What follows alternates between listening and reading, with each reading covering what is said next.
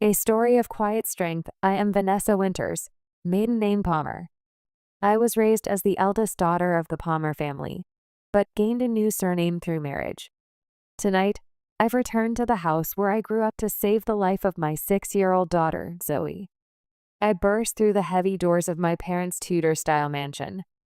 My rain-soaked hair clings to my face, and I'm shivering so hard I can see my breath. The brilliant chandelier light stabs my eyes, making me stumble for a moment. The sound of champagne glasses echoing in the marble entrance hall.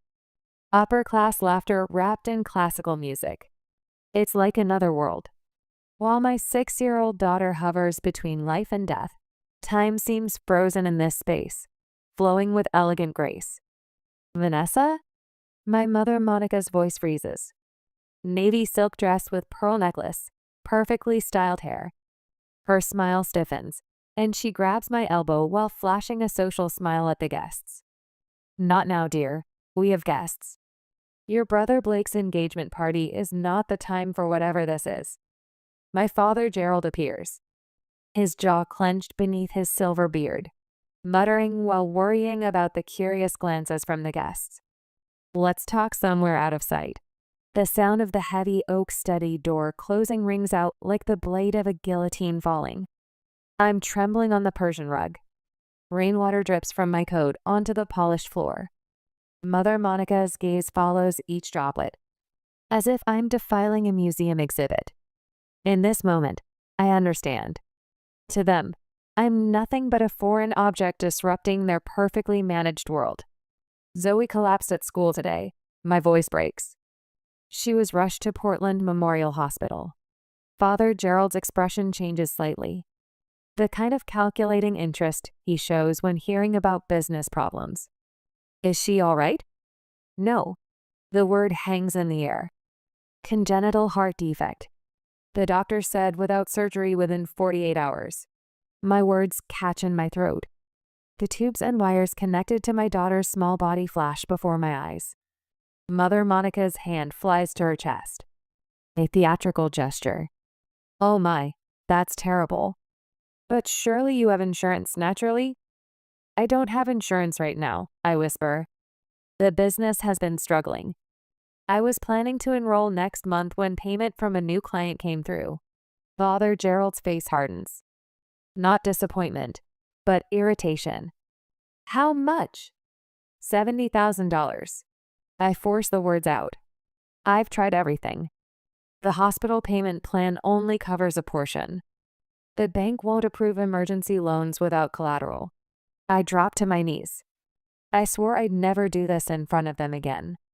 But pride is worth less than paper when it comes to my daughter's life. I've never asked for anything before.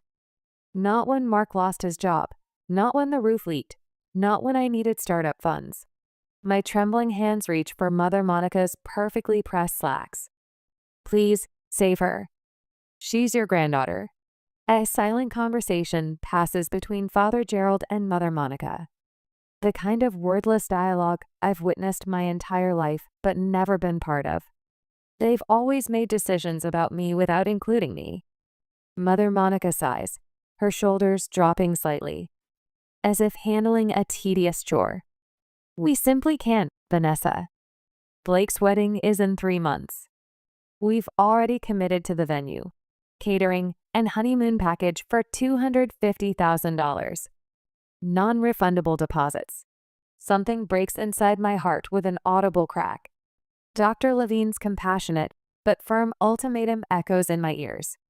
We need payment confirmation by tomorrow afternoon, or we can't schedule the surgery. Always trying to steal my spotlight, sister? My brother Blake's voice cuts through the room. He leans against the doorframe, playing with a champagne flute between his fingers. His fiancée Lauren hovers behind him, her diamond ring catching the light. Not now, Blake, I start, but Father Gerald interrupts. We've already paid $250,000 for the venue, catering, and honeymoon package. He explains as if discussing a reasonable business investment. Non-refundable deposits. Dr. Levine's compassionate but firm ultimatum echoes in my ears. We need payment confirmation by tomorrow afternoon, or we can't schedule the surgery. I stare at these strangers wearing my parents' faces. Father Gerald checks his watch. Laughter can be heard from beyond the door. You should have planned better, Mother Monica whispers while adjusting her bracelet, a family heirloom that was once promised to be mine someday. Poor financial decisions have consequences, Vanessa. I rise slowly. Something hardens deep within me. The desperation that carried me here transforms into something colder, sharper. My daughter might die, and you're worried about a party? My voice no longer sounds like my own. Blake snorts, swirling his champagne. Always so dramatic. Get better insurance next time. Some of us actually plan for our futures. With trembling hands, I reach for Mother Monica's wrist. I unfasten the sapphire bracelet, the one passed down from grandmother to mother, dangled as a reward for my good behavior throughout childhood. Take this back, I say, placing it in her palm and closing her fingers around it. I'll find another way. Father Gerald clears his throat. Vanessa, be reasonable. I straighten my spine, pull my shoulders back, lift my chin. I've never seen more clearly in my life. Walking through the crowd of whispering guests, I feel their eyes on my back. Someone murmurs, "Poor Gerald and Monica. That must be the troubled daughter." Another voice replies, "Such a shame, bringing drama to Blake's special night." The night air hits my face as I step outside, but I no longer feel the cold. My phone buzzes with a text from my husband, Mark. Any luck? I look back at the glowing windows of my parents' mansion. 6-year-old Zoe's voice echoes in my mind. Grandma and Grandpa have the biggest house ever. Do they love us big too? I type my response. No, but we'll save her anyway. And I will never knock on that door again. At midnight, I pace our kitchen, the landline receiver pressed against my ear, my voice hoarse from hours of pleading. The digital clock's red numbers mock me. 46 hours until Dr. Levine's deadline. Please, I whisper to the loan officer. My daughter's life depends on this surgery. I'm sorry, Mrs. Winters. Without collateral or better credit, the line goes dead. Another rejection. I slump against the refrigerator where Zoe's crayon drawings hang with alphabet magnets. Her latest creation shows stick figures holding hands beneath a yellow sun. In the corner, she'd drawn a red heart with shaky letters. I love Mommy. My husband Mark enters the kitchen, exhaustion shadowing his eyes. He places a crumpled check on the table. $8,000, he says quietly. Johnson finally bought the Mustang. I stare at the check. The '67 Mustang that my husband Mark had restored over 3 summers, working weekends while I built my business. A birthday gift from his father when he turned 16. Mark, you loved that car. He takes my hand, his calloused thumb tracing circles on my palm. I love Zoe more. I add the check to our pile, our life savings, Mark's $401k early withdrawal, the Mustang money. Still $28,000 short. I drop my head to the table. It's not enough. Mark's arms encircle my shoulders. We'll find a way. The doorbell rings at 6:13 a.m. I stumble to answer it, still wearing yesterday's clothes. A mortgage rejection letter sticks to my cheek, pulled free by static as I open the door. Tom and Denise Winters stand on our porch. Mark's parents. Tom's weathered face is grim beneath his faded Carhartt cap. Denise clutches a worn leather purse against her floral dress. Tom, Denise. My voice cracks. It's early. Tom clears his throat. Can we come in? In our living room, they perch awkwardly on the edge of the sofa. Tom's rough hands fidget with his cap. Denise's eyes drift to the photo of Zoe on the side table. Gap-toothed smile with strawberry blonde pigtails. Mark appears from the bedroom, surprise flickering across his face. Mom? Dad? What are you doing here? We heard what happened, Tom says, his gruff voice softening. Called your cell 3 times. Battery died, Mark mumbles, running a hand through his disheveled hair. Denise reaches for her purse. How is our grandbaby? Stable, I answer, the medical terminology bitter on my tongue. For now. Tom shifts, boots scuffing our worn carpet. We got the cabin in Montana. I blink, confused. The cabin, their retirement dream. A one-room structure on 5 acres of pine forest that Tom built with his own hands 20 years ago. What about it? Mark asks. Tom exchanges a look with Denise. Sold it. Got a decent price. You what? Mark's voice rises. Dad, that cabin was your everything. No, Tom's eyes, the same deep brown as Mark's, hold steady. Family is everything. Denise opens her purse, removes an envelope, and places it on our coffee table. $38,000. The room blurs as tears fill my eyes. I stare at the envelope, unable to move. Mark kneels beside his mother. We can't take this. You can and you will, Denise says firmly. This is what family does. The hospital waiting room smells of antiseptic and burnt coffee. I clutch Zoey's stuffed rabbit, its fur worn thin from years of nighttime cuddles. The surgery began 3 hours ago. Mark's hands tremble as he signs the last of the financial forms. The hospital administrator nods, satisfied with our cobbled-together payment. $32,000 from us. $38,000 from Tom and Denise. Less than 48 hours after my parents refused. Tom and Denise sit across from us, a thermos of homemade soup between them.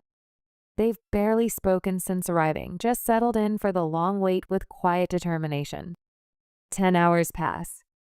Then 12, 14.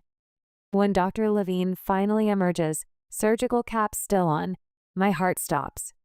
His tired eyes crinkle. She's going to make it. A week later, my phone buzzes. A text from Blake. Mom wants to know if Zoey survived. Also, you're causing drama at my engagement dinner. I stare at the screen. Another text arrives. Dad told the Hamiltons you were too irresponsible to afford proper insurance. My voicemail icon flashes. Gerald's voice fills my ear. Your actions reflect poorly on the Palmer family's reputation.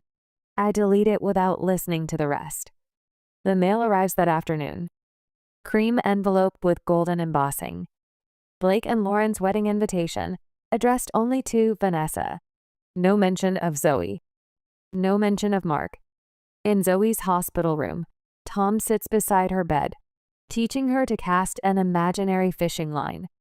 Her 4-bruised arm follows his movements. When you're better, he promises, we'll take you to real water.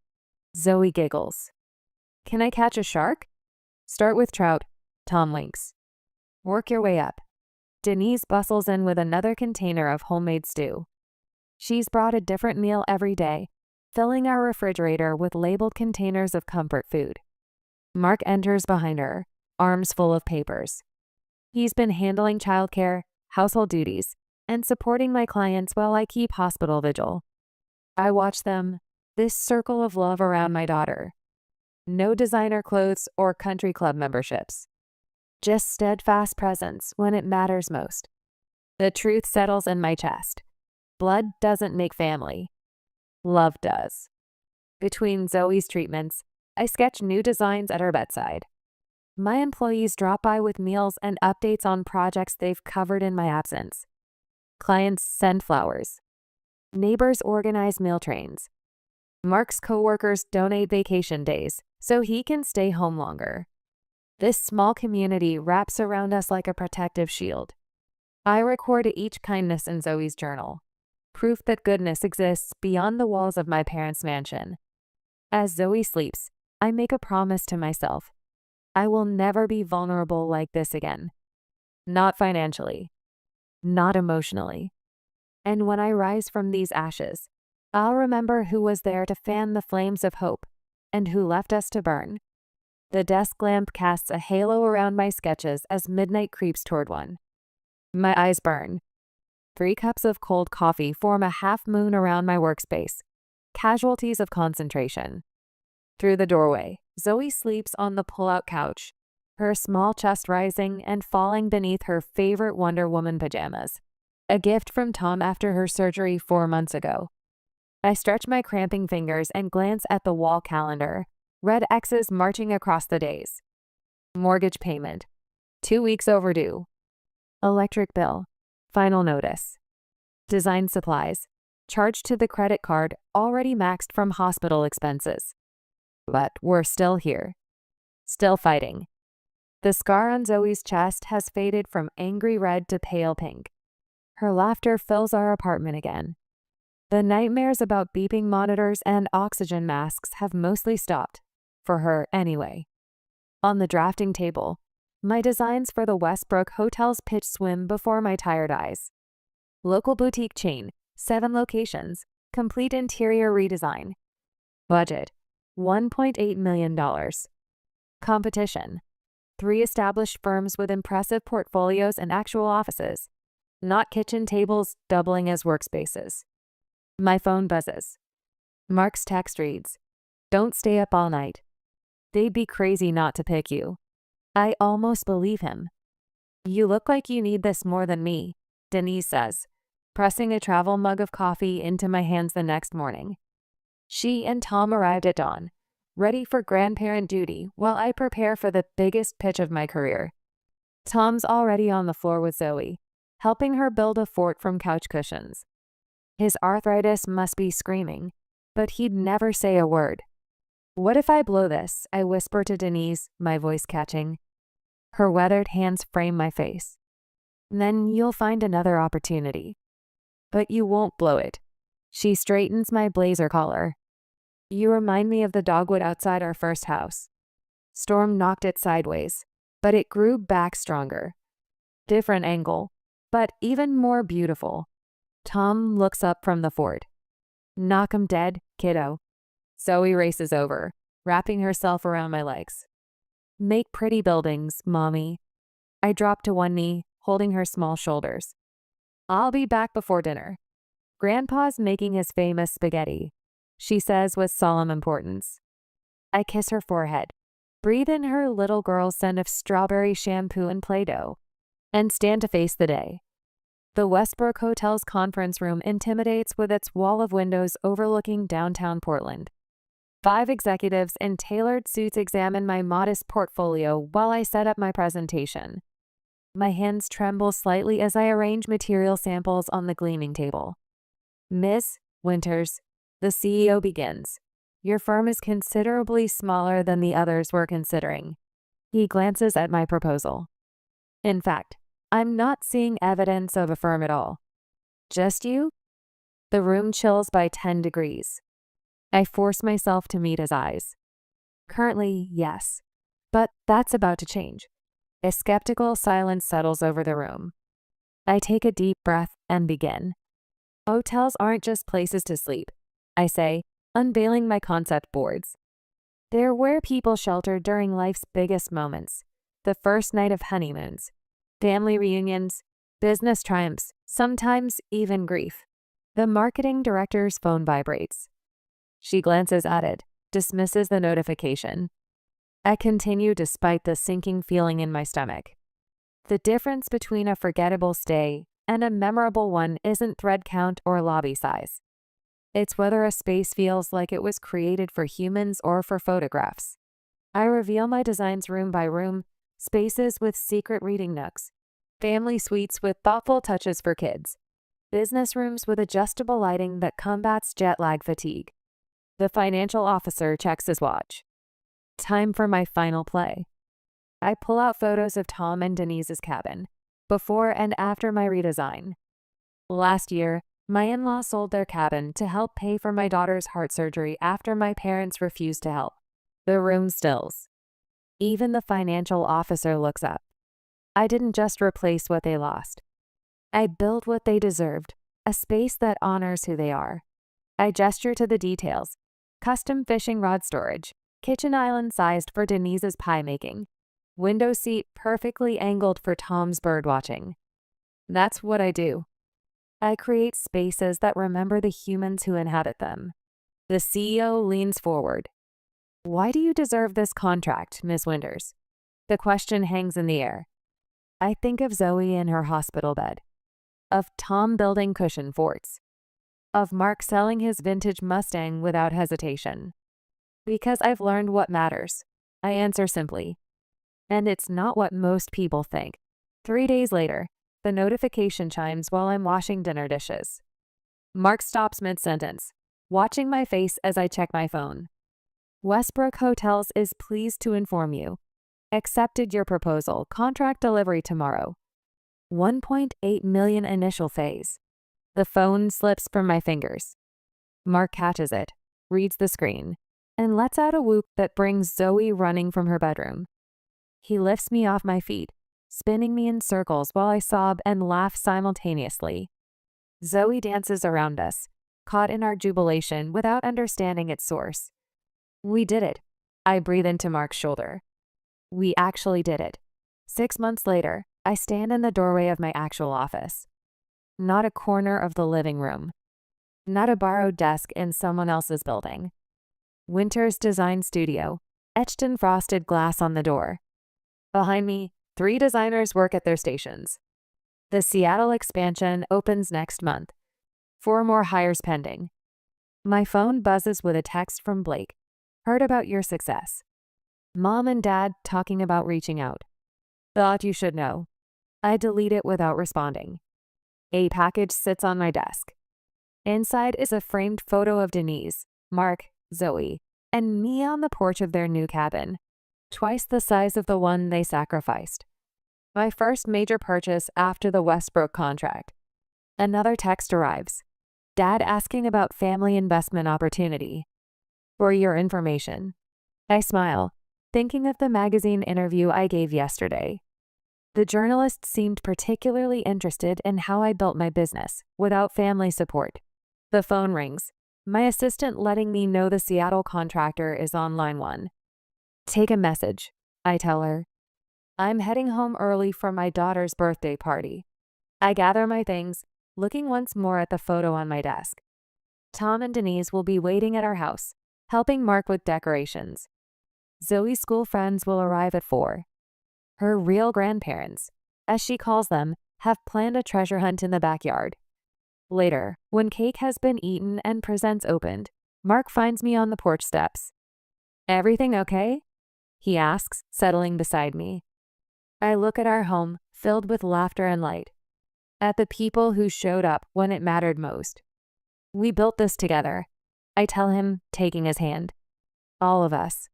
My phone buzzes against the marble countertop of my kitchen. A notification from LinkedIn. I swipe it open, then freeze. There it is, my face staring back at me from the digital cover of Entrepreneur magazine. The headline reads, Rising from the Ashes, How Tragedy Sparked a Design Revolution. The knot in my stomach tightens, then releases. 3 years of work, blood, and tears captured in a single glossy image. Mark comes up behind me, his hands warm on my shoulders. It's real, he whispers. It's real, I echo, my voice catching. I scroll down to the poll quote they've highlighted in bold. My own parents let my daughter suffer for a party. That's when I realized blood doesn't define family.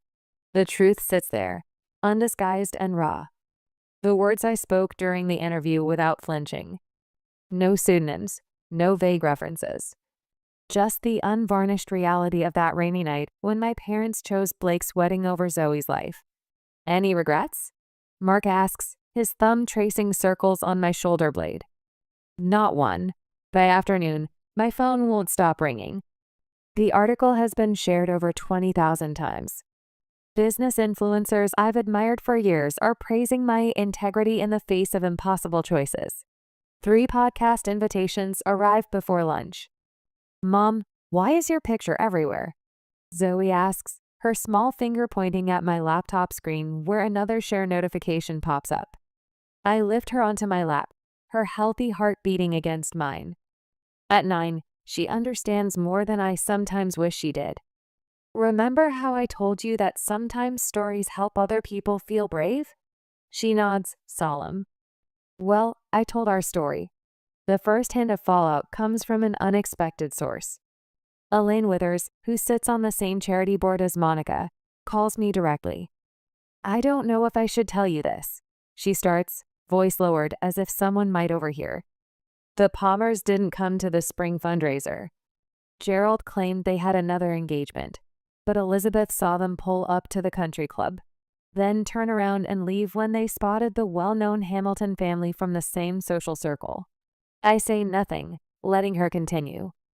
Rumor has it their furniture store has lost 3 corporate accounts in the last month. People talk, Vanessa. And after that article, I thank her for the call, keeping my voice neutral.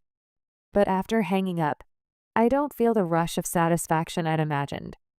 Just a hollow sort of completion, like turning the final page of a book you've waited years to finish. A text from Lauren, Blake's 3-year wife, arrives next. Just read your story. Blake never told me. Is it really true? 2 days later, while reviewing blueprints for our Denver expansion, my assistant interrupts with news from Mark's cousin who works at Blake's firm. He didn't get the promotion, she says, eyes wide. Apparently his boss read the article and questioned his character and judgment. Blake threw a fit, accused you of sabotaging him. I look around my growing office, the team of 16 designers working at their stations, the wall of awards for our healthcare facility designs, the framed mission statement about creating spaces that heal. None of this built on vengeance. All of it constructed on the foundation that crisis revealed. By summer, our company opens offices in Denver and San Diego. The feature on Good Morning America focuses not on family drama, but on our commitment to hiring single parents and providing full health care from day one of employment. Your health insurance policy costs more than industry standard, the interviewer points out. Doesn't that cut into your profits? I think of Zoey's scar, a thin white line down her chest. Some costs are investments, not expenses. The Heart Foundation's first fundraiser raises enough for 12 children's surgeries. Tom gives a tearful speech about second chances, his weathered hands gripping the podium. Denise snaps photos of everything, her pride radiating brighter than the ballroom chandeliers. Our new home sits on 3 acres just outside the city. 6 bedrooms, a studio for my design work, and an east wing built specifically for Tom and Denise. The moving trucks have barely left when Zoey races through the house, discovering each new room with gasps and giggles. I get to see Grandma and Grandpa every day, she shouts, running back to hug Tom's legs as he arranges books on a shelf. Mark watches from the doorway, arms crossed, eyes soft. Later, he finds me on the back porch and hands me a glass of wine. You built this, he says simply. All of it. We built it, I correct him, leaning into his solid presence. The news about Blake arrives through Lauren herself, standing at my office door without an appointment. I filed for divorce yesterday, she states, twisting the diamond ring on her finger. After I read your article, I started seeing things differently. The way he talked about his colleagues, his contempt for anyone struggling. Then I found messages to a waitress. She shakes her head. Your story gave me courage. A month later, a business newsletter reports that Palmer Furniture has filed for bankruptcy protection. The next day, a realtor friend sends photos of the Palmer family mansion, with its marble foyer and crystal chandelier, listed for sale. The asking price nowhere near its value. The subject line reads, foreclosure. I delete the email without opening it. The voicemails start in October. First from Monica, her voice tight and controlled despite the circumstances. Then from Gerald, less composed with each message. I listen to each one once, then erase them, watching the notifications disappear one by one. Until the last one, left at 11:47 p.m. on a Tuesday. Vanessa, please. My father Gerald's voice cracks. We have nowhere else to turn. I play it twice. The man who checked his watch while I begged for my daughter's life, now begging for my attention. I set the phone down and walk to the window, watching the autumn leaves spiral to the ground. My finger hovers over the callback button. Sunlight slices through the floor-to-ceiling windows of my office, casting long shadows across Italian marble. I adjust the black leather briefcase on my desk, centering it perfectly between the crystal paperweight and my Mont Blanc pen. The weight of what's inside doesn't match its sleek exterior. Miss Winters, my assistant's voice breaks through the intercom.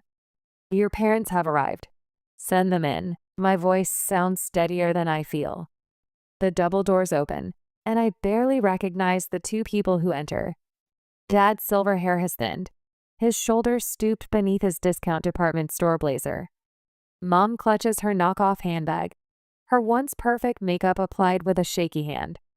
Their eyes dart around my office, taking in the minimalist furniture, the views of downtown Portland, the evidence of everything they're not anymore. Thank you for seeing us, Vanessa. Father Gerald attempts his boardroom voice, but it cracks around the edges. You've done quite well for yourself. Mother Monica nods too quickly. The magazine feature was lovely. I gesture to the chairs across from my desk. They sit in unison, the choreography of the desperate. Father Gerald clears his throat, leaning forward with hands clasped, the same posture he used when negotiating with suppliers. Family should stick together during difficult times. We're in trouble, sweetheart. Mother Monica's voice wavers. The bank is foreclosing on the house. We owe almost $500,000. The economy hasn't been kind to traditional furniture stores. Father Gerald's eyes fix on a point just past my shoulder. Online retailers have changed everything. Your success is remarkable, Mother Monica adds, forcing brightness into her tone. We always knew you had potential. The rehearsed compliment hangs between us. If you had just explained how serious Zoey's condition was, Father Gerald says, his voice dropping to a conspiratorial whisper, we might have understood better. It happened so fast, and with Blake's engagement that night. My gaze shifts to the framed photographs on my desk. One of Zoey in her hospital bed, small fingers clutching the stuffed rabbit Tom gave her. The heart monitor tracker still visible on her tiny wrist.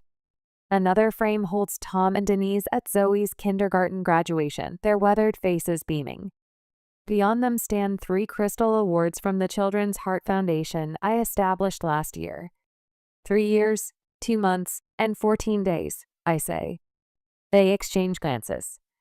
That's how long it's been since the night of Blake's engagement party. Father Gerald shifts in his seat. Vanessa, it was raining. I came to you soaking wet. My shoes squeaked on your marble floor. My voice remains calm, factual. Mom, you said, we simply can't, Vanessa.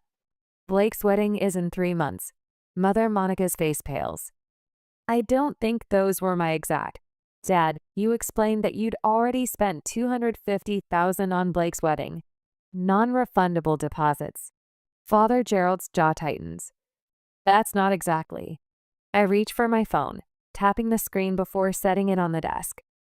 My Father Gerald's voice fills the room. Vanessa, your irresponsible financial decisions aren't our problem. Blake manages his money properly. Perhaps you should take notes instead of asking for handouts. It reflects poorly on the Palmer family's reputation. The recording ends. Silence stretches between us. Did you ever once visit Zoey in the hospital? I ask. Mother Monica's eyes drop to her lap. Father Gerald's throat works soundlessly. Mark's parents sold their cabin, their retirement dream, to help save their granddaughter. Tom sat in that waiting room for 14 hours straight. Denise learned to change Zoey's bandages and monitor her medication. They showed up. I stand, my palms flat against the cool surface of my desk. Do you know what Zoey asked me after she recovered? Why don't Grandma and Grandpa love me like Grandma Denise and Grandpa Tom? Mother Monica's mascara smears as tears track down her cheeks. With steady hands, I slide the briefcase across the desk toward them. Take it, I say, and leave. From this moment on, I'm no longer your daughter. Father Gerald's fingers tremble as he unlatches the case. Inside, neatly stacked bills fill every corner. $500,000, I tell them. Exactly what you need. Not a penny more. Vanessa. Mother Monica starts. This isn't forgiveness. I cut her off. It's freedom. Mine. They stand slowly, Father Gerald clutching the briefcase like a life preserver. Their reflections distort in the polished marble as they walk to the door, shoulders bent with the weight of their shame. When the doors close behind them, I remain standing until the sun dips below the skyline, painting my office in amber and shadow. My fingers brush across Zoe's photo, then Tom and Denise's. For years, I carried the weight of their rejection like stones in my pockets, dragging me under. Not anymore. It's finally over, I whispered to the empty room. And for the first time since that rainy night, I feel the truth of those words in my bones. Not a weight lifts, a chain breaks. I watched Tom flip burgers on the grill, his weathered hands guiding Zoe's smaller ones on the spatula. She squeals with delight as flames leap up when the patty turns. "That's it, kiddo. You've got the touch," he says, ruffling her hair. The late afternoon sun spills across our backyard, casting long shadows over the picnic table where Denise and Mark arrange plates, napkins, and condiments with easy familiarity. Their laughter carries across the lawn, a soundtrack I once thought belonged only in movies about other people's lives. "Mom, Grandpa says I'm the best burger flipper in 3 states, Zoey calls out, her voice strong and clear, no trace of the fragile whisper that haunted hospital corridors 2 years ago. "Only 3? I call back, reaching for the lemonade pitcher. "I'd say at least 5. Mark catches my eye across the yard and winks. The smile lines around his eyes deepen, telling a story of weathered storms and unexpected sunshine. The garden gate swings open as the neighbors arrive with a homemade apple pie. Our small gathering swells with voices and movement, chosen family expanding in concentric circles of warmth. Later, while Tom serves ice cream, Zoey tugs at my sleeve. She thrusts a paper into my hands, crayon colors bright against the white background. "I made us," she announces. 5 figures stand hand in hand beneath a yellow sun. Mark, me, Zoey in the middle, Tom and Denise flanking us. Each face bears a wide rainbow smile. "It's beautiful, sweetheart." My finger traces the drawing. Zoe's brow furrows. Lily at school has 2 grandmas and 2 grandpas. How come I only have 1 set? The question catches in my throat. I kneel to meet her eyes, those eyes so like mine. "Family isn't always about who shares your blood," I say, choosing words with the care of someone who knows their weight. "Sometimes it's about who chooses to love you, no matter what." Her 9-year-old wisdom considers this.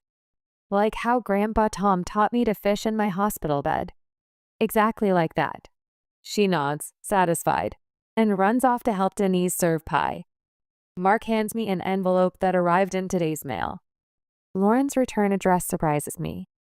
Inside, a card thanks me for the foundation grant funding her new therapy practice. At the end, she mentions Blake, struggling but finally facing his mistakes.